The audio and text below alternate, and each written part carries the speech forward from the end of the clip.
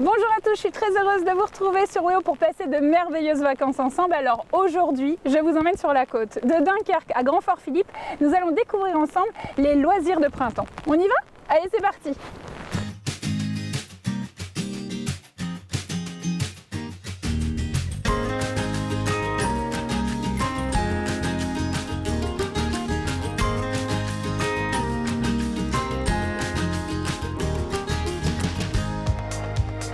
De Brédune à Grand-Fort-Philippe, notre région côtière est connue notamment pour ses grandes plages et ses beaux paysages.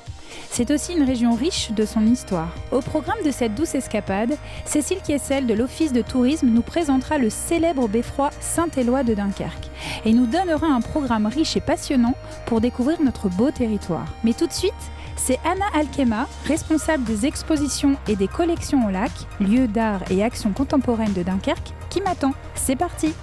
Bonjour Anna. Bonjour Emma. Comment vas-tu? Très bien, et toi? Très bien, merci de m'accueillir ici.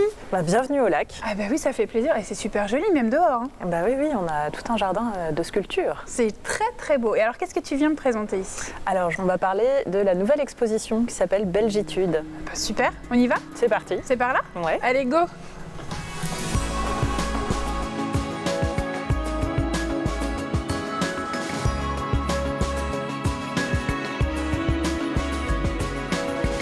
C'est hyper coloré ici, et d'ailleurs c'est très joli ça.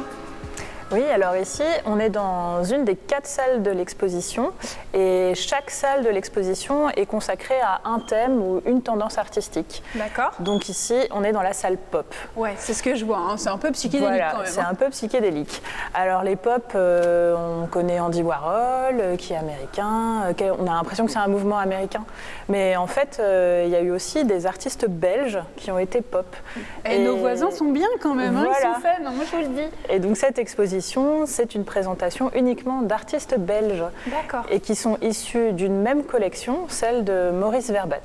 Donc il y a un collectionneur incroyable qui collectionne depuis 50 ans, qui a plus de 12 000 œuvres dans sa collection et qui nous a prêté une petite centaine d'œuvres pour construire cette exposition et montrer quelle est la création belge entre 1945 et les années 80.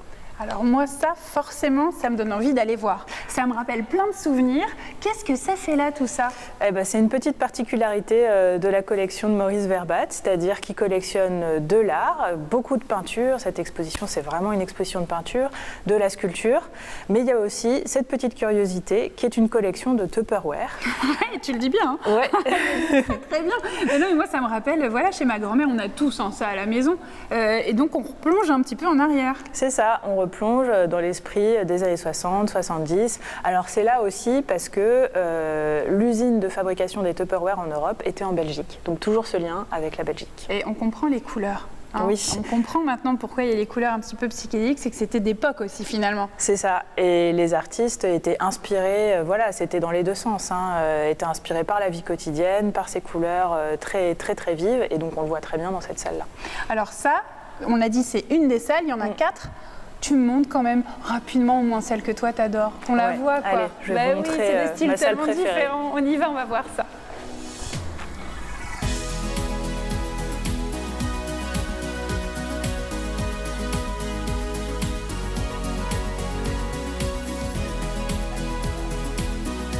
Coton Hélène, on n'est pas du tout dans la même ambiance là. Ah oui, non, c'est vraiment la caractéristique de cette exposition, c'est que chaque salle de l'exposition nous emmène dans un univers complètement différent. Pourtant, on est sur une même zone géographique, la Belgique, et puis sur une même période, les années 45 à 80. Des artistes bien différents. Voilà, des artistes bien différents, et notamment donc, cet artiste qui est une découverte et qui le sera pour le public, mais qui l'a été aussi pour moi, qui s'appelle Tapta, qui est une artiste d'origine polonaise et qui a vécu la plupart de sa vie en Belgique et qui a travaillé le tissu et une autre manière de faire de la sculpture. Elle faisait ce qu'elle appelait des sculptures molles. C'est marrant parce que quand on regarde une œuvre d'art comme ça, on peut, tout le monde se projette différemment en la regardant. On peut se raconter des histoires. C'est ça aussi. Bien sûr, ouais, tout à fait. Ouais, c'est bien l'idée. Et puis il y en a un petit peu pour tous les goûts dans cette exposition, puisqu'on a de l'abstraction géométrique assez rigoureuse mais très colorée, des mobiles, des choses qui bougent un petit peu, donc cette salle pop. Ici, on est dans quelque chose qui réfléchit, qui travaille sur la matière, donc des effets d'empattement, des choses un peu différentes. Et puis aussi de la peinture figurative, très joyeuse. Il y en a vraiment pour tous les goûts et même, tu m'as dit, pour les enfants. Ah oui, pour les enfants, il y a plein de choses Vous ici. faites plein de choses. Hein. Ouais, On va voir fait. tout ça alors. Allez, allons-y. Ah, j'adore. Allez, go.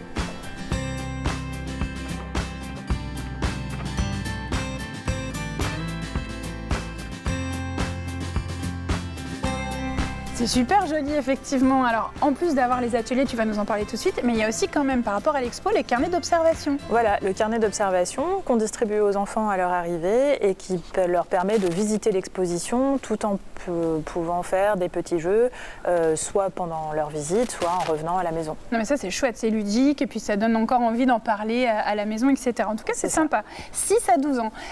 Et ici, donc les ateliers, ça se passe comment? Alors, les ateliers, c'est pendant les vacances. Et donc, on a 2 ateliers pour les 4-6 ans et pour les 7-12 ans. Et donc, pendant 3 jours, on va faire des expérimentations artistiques. On ne va pas apprendre une technique en particulier, mais on va expérimenter et puis aller voir les œuvres et comprendre un petit peu comment se fabrique l'art, finalement. Et alors, ça se réserve? Comment ça se passe? Oui, il faut réserver et voilà. C'est important. Voilà, faut réserver pendant les vacances pour être sûr d'avoir sa place. On peut aussi jouer. Alors, c'est pas seulement on apprend, il y a aussi on apprend en s'amusant. C'est ça. Tous les week-ends, on a accès gratuitement dans le forum à tous ces petits jeux de formes, de couleurs pour appréhender les choses. Ah, je montre, j'aime bien les girafes, mais c'est vrai que c'est aimanté. Enfin, c'est tout est très ludique et on apprend en fait de tout ici, les formes, les couleurs, l'expo, et ça permet de partager surtout avec ses enfants. Mais merci beaucoup Anna d'avoir été avec nous. Avec plaisir. Nous avoir parlé un petit peu de tout ça. Tu sais où je vais aller là maintenant? Dis-moi. Je vais aller au Beffroi, rejoindre Cécile qui va me parler justement du Beffroi de Dunkerque. Dis donc, quelle chance. Sympa, hein? Tu peux venir avec nous si tu veux, mais on y va avec Boris. Je peux emmener la girafe? Allez. J'emmène la girafe.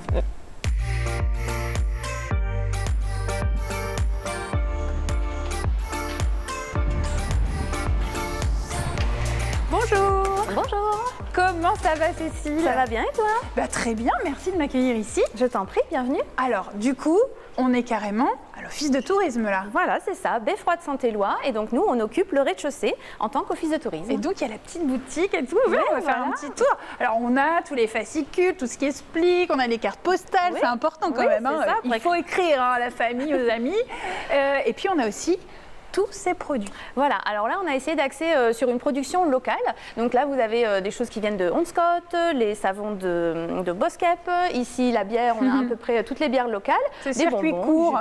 Voilà. Ouais, on aime bien faire plaisir aux gens qui habitent autour de chez nous, aux producteurs, etc. C'est bien, c'est important. En tout cas, l'histoire de ce Beffroi, il y a toute une histoire ici, on peut nous expliquer un petit peu? Voilà, donc elle est érigée cette tour au XIIIe siècle. Ouais. Ensuite on a un incendie qui va du coup séparer l'église et le clocher de l'église. On l'est toujours, hein, mais ce sera séparé en deux et puis il y aura cette route qui va passer. Et puis donc nous on fait des visites guidées. On peut donc vous remettre un petit fascicule ici et puis vous avez les explications de la visite. Il y a un ascenseur et puis ensuite 65 marches. Et ben voilà. 65 marches. En plus vous faites votre sport. Mais c'est super d'avoir aussi le petit fascicule qui explique bien comme ça un petit peu pour les visites. Les petites ritournelles quand ça sonne, on explique un peu l'historique. Il y a aussi une comparaison avec les autres beffrois de la région. Et puis un petit marque-page en cadeau ici à la fin. Et comme ça, vous pouvez lire encore. Voilà. Oui, c'est un site à lire, c'est bien ça. En tout cas, la particularité, c'est que c'est haut.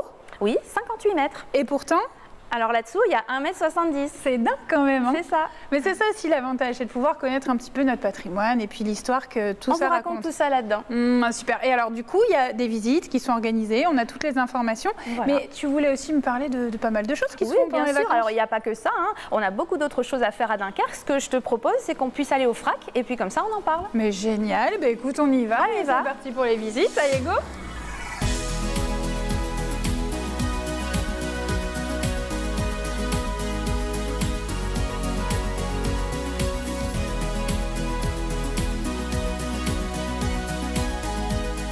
C'est joli, dis donc, Cécile, ici. Oui, c'est vraiment sympa. Donc ici, on est au FRAC. Donc c'est le Fonds régional d'art contemporain. Ouais. C'est un bâtiment qui est sur 5 étages. Donc ce sont 2 bâtiments qui sont côte à côte. On est ici en bas, à l'entrée, et puis on est ici dans le bureau des collections. Alors ici, il y a quand même encore beaucoup pour le petit loulou. Oui, ça, voilà, c'est chouette. Ils peuvent évoluer, ils peuvent dessiner, voilà. On peut aussi voir tout là-haut. Oui, voilà, il y a un chouette belvédère. En plus, on peut ouvrir une fenêtre et de là, tu as une vue superbe sur la nouvelle digue. C'est vraiment magnifique.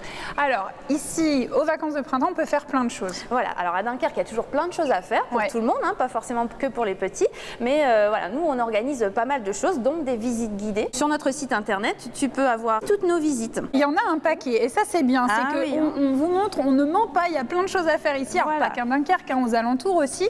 Et alors celle dont tu voulais me parler? Voilà, circuit d'innovation. D'accord. Alors on est ici, c'est bien qu'on soit ici parce que c'est vraiment le point de départ de cette visite. Le FRAC, donc on part d'ici, on va ensuite vers d'autres lieux qui montrent que Dunkerque va de l'avant. Ce sont des lieux qui ont été réhabilités et qui ont une deuxième vie. Et on emprunte le concept novateur, les bus gratuits. Ah mais ça c'est vrai que à Dunkerque, il y a des cabus. Alors ici, ça a lieu le 14 et le 21, donc pendant les vacances. Vous pouvez retrouver les dates. Voilà, on peut réserver en ligne. On peut faire quoi d'autre alors? Alors pour les enfants, il y a également une activité qui a lieu à l'aquarium. On a un aquarium qui est super ici et qui font donc un petit atelier dessine ton poisson.